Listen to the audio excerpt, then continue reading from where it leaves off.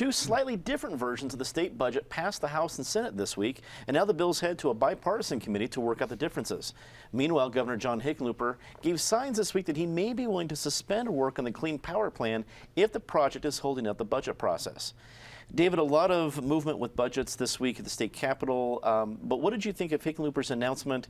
Is it as much of, does it stop as much of the Clean Power Plan as it seemed in headlines? Well, the details will tell us, and the two legislative bodies, different budgets, are going to go to a conference committee, so that'll be where things get hashed out. I certainly hope it turns out like the headlines did, because this mean power plan is, first of all, illegal. The EPA doesn't have the legal authority to impose it, and that's why the United States Supreme Court has made the very rare step of imposing a stay on it while the legal challenge on that goes forward. That's a powerful signal about how extremely out of line this thing is. The Colorado shouldn't be doing this. It's a harmful thing, and it's an example of the old Democratic Party versus the new. The old Democratic Party was the party of the little guy and the working man. This is something that is going to tremendously jack up heating and electricity prices for the poorest people in a significant way. You know, if you're Tom Steyer or a bolder progressive, you know, you may love spending an extra $50 a month on your energy bill because that makes you feel good aesthetically, and therefore you're somehow contributing to stopping global warming. But if you're living in a trailer park or in a little home that you can barely afford, that extra $50 a month is a disaster. And the Democratic Party of Harry Truman and Franklin Roosevelt would have been on the side of the little guy and not on the side of the billionaire campaign financiers with their aesthetic sensibilities and their hysterical attitudes on global warming that everything else has to be destroyed for essentially zero measurable progress on that issue. Eric, were you surprised to see that the budget had cleared both the House and the Senate? It relatively cleared a lot of hurdles quickly. I mean, it's not done, but I guess I expected a lot bigger bloodbath than we saw in the papers. No, I'm totally with you, Dominic. I think there are two headlines to this story. Number one is that it was relatively smooth. It was relatively quick. There's always going to be some issue of contention between a Democratic House and a Republican Senate. But the fact that it's really narrowed down to this one issue of contention, in the governor's words, he called it ridiculous. Some people might phrase it somewhat differently, but it is. I think it is more symbolic than real. I think it's the Republicans finding something to shoot at, some target, and obviously they were going to find something. This will get worked out in some way, shape, form at the Joint Budget Committee, which acts as the conference committee, and between them and the governor's office.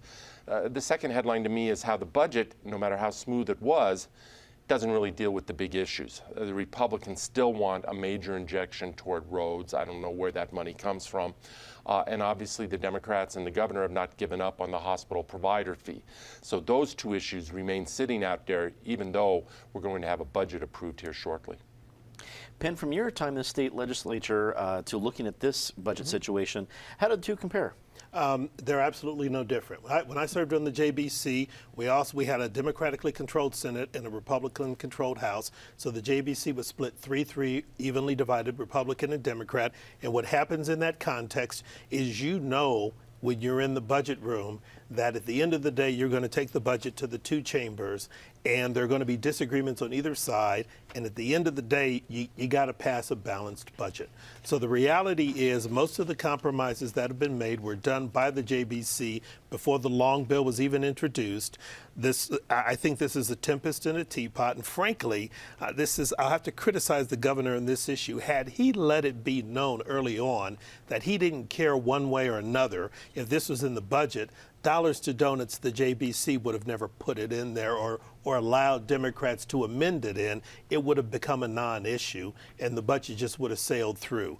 But, you know, the JBC is the conference committee. They'll sit down. They'll probably revert back to the original budget they submitted, send it to both of the chambers and say, you need to adopt the conference committee report, adopt the budget as we originally wrote it, and we'll go on our merry way, and we'll be done with it. The hospital provider fee is embodied in separate legislation, and if that gets passed, they'll just do supplementals to this budget and change the the accounting on it and make that accommodation.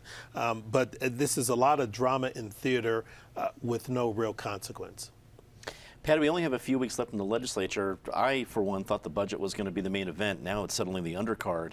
What do you expect in the next couple of weeks to grab the headlines? Well, we might see more surprises like we got from the aforementioned Tim Neville, who once again had to go in at the last second with the budget and start talking about the evils of Planned Parenthood and the evils of women's health.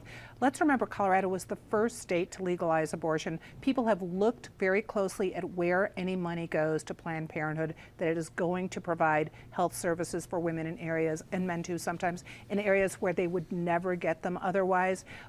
Can we quit having this fight and the drama every year with the budget? It's not a huge, I mean, it's great that the budget went through as smoothly as it did. Partly it's because I think everyone's looking at the fact that one economic downturn and we're going to be back in as much trouble as we've been in before. So sooner or later, Colorado is going to have to deal with the constitutional problems of Gallagher, 23, and if they want to do something with Tabor.